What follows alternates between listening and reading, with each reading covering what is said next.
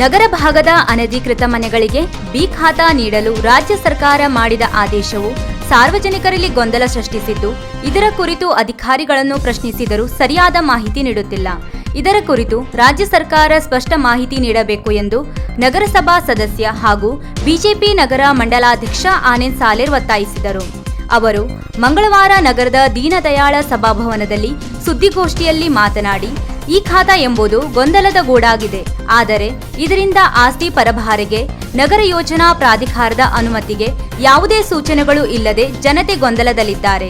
B ಖಾತಾ ಮಾಡಿದ ಭೂಮಿ ಅಥವಾ ಕಟ್ಟಡವನ್ನು ಇನ್ನೊಬ್ಬರಿಗೆ ಉಪನೋಂದಣಿ ಅಧಿಕಾರಿಗಳಲ್ಲಿ ದಾಖಲೀಕರಣ ಮಾಡಲು ಪರಭಾರೆ ಮಾಡಲು ಆಗುತ್ತದೆಯೋ ಎಂದು ಕೇಳಿದರೆ ಉತ್ತರವಿಲ್ಲ. 3 ತಿಂಗಳಿನೊಳಗೆ ಬಿ ಖಾತಾ ಮಾಡಬೇಕು ಎಂದು ಸುತ್ತೋಲೆ ಹೇಳಿದೆ.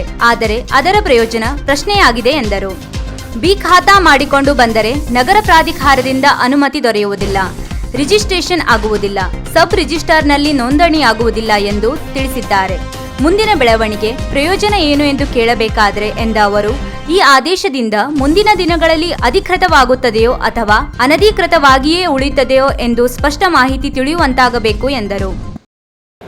ಈ ಖಾತಾದ ಬಗ್ಗೆ ಪತ್ರಿಕಾ ಮಾಹಿತಿಗೋಸ್ಕರ ಆಗಮಿಸಿದಂತಹ ಎಲ್ಲ ಆತ್ಮೀಯ ಮಾಧ್ಯಮ ಮಿತ್ರರಿಗೆ ಸ್ವಾಗತಿಸುತ್ತಾ, ಅದೇ ರೀತಿ ಶಿರ್ಸಿ ನಗರಸಭಾ ಅಧ್ಯಕ್ಷರಾದ ಶರ್ಮಿಳಾ ಮಾತಂಗಡಿ ಅವರೇ, ಉಪಾಧ್ಯಕ್ಷರಾದ ರಮಾಕಾಂತ್ ಭಟ್ರು ಅವರೇ ಮತ್ತು ಮಾಜಿ ಉಪಾಧ್ಯಕ್ಷರಾದ ವಿನಾ ಶೆಟ್ಟರವರೇ ಮತ್ತು ಭಾರತೀಯ ಜನತಾ ಪಾರ್ಟಿಯ ಪ್ರಮುಖರಾದಂತಹ ನಂದನ್ ಸಾಗರ್ ಅವರೇ, ಶಿರ್ಸಿ ನಗರ ಭಾರತೀಯ ಜನತಾ ಪಾರ್ಟಿ ಶಿರ್ಸಿ ನಗರ ಮಂಡಲದ ಪ್ರಧಾನ ಕಾರ್ಯದರ್ಶಿಯವರಾದ ಮಾತೇಶ್ ಹಾದಿಮನಿ ಅವರು ಮತ್ತು ನಾಗರಾಜ್ ನಾಯ್ಕರವರೇ ಮತ್ತು ನಮ್ಮೆಲ್ಲ ಆತ್ಮೀಯರಾದಂತಹ ನಗರಸಭಾ ಸದಸ್ಯರಾದ ನಾಗರಾಜ್ ನಾಯ್ಕರವರು, ಇವತ್ತು ಸರ್ಕಾರದಿಂದ ತಮಗೆಲ್ಲ ಮಾಹಿತಿ ಇದೆ.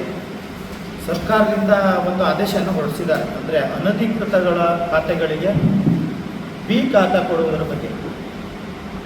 ಈಗ ಅದೇನಾಗಿದೆ ಅಂತಂದರೆ, ಆ ಬಿ ಖಾತಾದ ಬಗ್ಗೆ ಈ ನಮ್ಮೆಲ್ಲ ಸರ್ಕಾರಿ ಅಧಿಕಾರಿಗಳಲ್ಲೂ ಸ್ವಲ್ಪ ಗೊಂದಲ ಇದೆ. ಇವತ್ತು ನಾನು ನಗರಸಭಾ ಸದಸ್ಯನೂ ಹೌದು, ಭಾರತೀಯ ಜನತಾ ಪಾರ್ಟಿ ಶಿರ್ಸಿ ನಗರ ಮಂಡಲದ ಅಧ್ಯಕ್ಷನೂ ಹೌದು.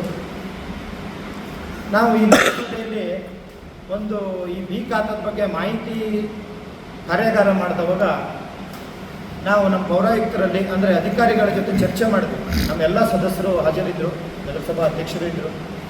ಚರ್ಚೆ ಮಾಡಿದವಾಗ ಇವತ್ತು ನೀವು ಬಿ ಖಾತಾ ಅನ್ನೋದನ್ನು ಮಾಡ್ತಾ ಇದ್ದೀರಾ, ಅಂದರೆ ಅನಧಿಕೃತ ಏನು ಕಟ್ಟಡ ಇದೆ, ಖಾಲಿ ನಿವೇಶನ ಇದೆ, ಇದನ್ನು ಎಲ್ಲನೂ ಟ್ಯಾಕ್ಸಿಗೆ ಒಳಗೊಂಡು ನಗರಸಭೆಯಲ್ಲಿ ದಾಖಲೀಕರಣ ಮಾಡಲಿಕ್ಕಾಗಿ ತಾವು ಇದನ್ನು ಮಾಡ್ತಾ ಇದ್ದೀವಿ.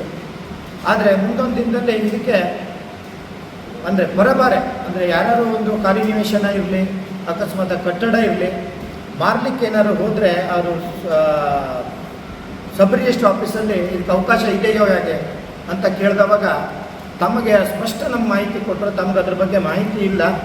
ಇದನ್ನು ನಮಗೆ 3 ತಿಂಗಳದೊಳಗೆ ಎಲ್ಲ ಬಿ ಖಾತಾಗಳನ್ನಾಗಿ ಮಾಡಬೇಕು, ಅನಧಿಕೃತ ಇದ್ದಿದ್ದನ್ನು 3 ತಿಂಗಳ ಒಳಗೆ ಬಿ ಖಾತಾಗಳನ್ನಾಗಿ ಮಾಡಬೇಕು ಅನ್ನೋದೊಂದು ನಮಗೆ ತಿಳಿಸಿದ್ರು.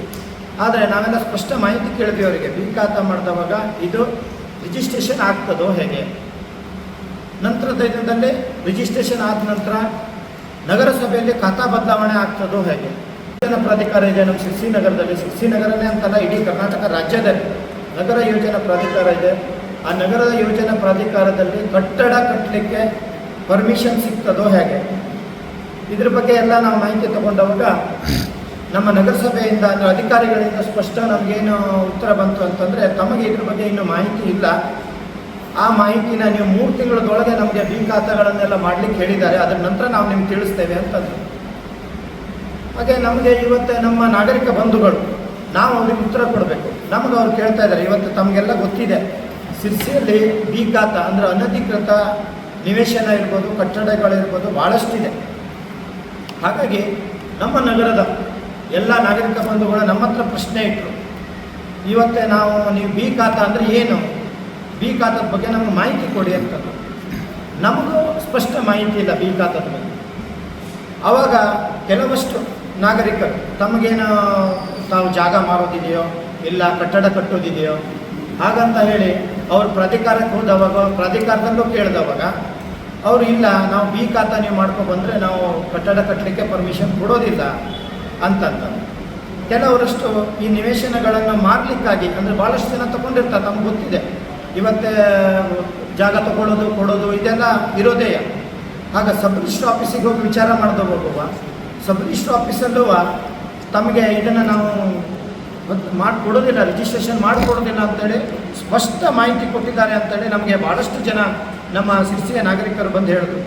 ಹಾಗಾಗಿ ನಾವೀಗ ಅವ್ರಿಗೆ ಏನು ಕೇಳಿದ್ರೆ, ಈ ನಮ್ಮ ನಾಗರಿಕಕ್ಕೆ ಈ ಬಿ ಖಾತಾ ಅನ್ನೋದನ್ನು ಮಾಡಲಿಕ್ಕೆ ಹೊರಟಿದ್ದೀರಿ, ಇದರದ ಮುಂದಿನ ಬೆಳವಣಿಗೆಗಳು ಏನು, ಈ ಬಿ ಖಾತಾ ಮಾಡೋದ್ರಿಂದ ಮುಂದೆ ನಮ್ಮ ನಾಗರಿಕ ಬಂಧುಗಳಿಗೆ ಏನು ಪ್ರಯೋಜನ, ಅಂದರೆ ಈಗ ಅಧಿಕೃತವಾಗೇ ಉಳಿತದ. ಈಗ ಮೊದಲೆಲ್ಲ ಇತ್ತು ಅಧಿಕೃತ ಬೇರೆ ಅನಧಿಕೃತ ಬೇರೆ ಅನ್ನೋದೊಂದಿತ್ತು. ಹಾಗಾಗಿ ಆ ಅನಧಿಕೃತ ಆಗೇ ಉಳಿತದ. ಮುಂದಿನ ದಿನದಲ್ಲೇ 3 ತಿಂಗಳ ಗಡುವು ಕೊಟ್ಟಿದ್ದೀರಿ ನೀವೆಲ್ಲ ಅಧಿಕಾರಿಗಳಿಗೆ. ಆ 3 ತಿಂಗಳಲ್ಲಿ ಅದು ಅಧಿಕೃತ ಆಗ್ತದ, ಅನಧಿಕೃತ ಇದ್ದಿದ್ದಲ್ಲಿ. ಯಾಕಂದರೆ ಅಧಿಕೃತ ಆಯ್ತಂದರೆ ನಮಗೆಲ್ಲರಿಗೂ ಒಳ್ಳೆಯದೇ, ಎಲ್ಲ ನಮ್ಮದು ಇಡೀ ಸಿರ್ಸಿ ನಾಗರಿಕ ಜನರಿಗೆ ಒಳ್ಳೆಯದೇಯ. ಹಾಗಾಗಿ ಸ್ಪಷ್ಟ ಸರ್ಕಾರ ತಮ್ಮ ನಿಲುವೇನಂತ ತಿಳಿಸ್ಬೇಕು.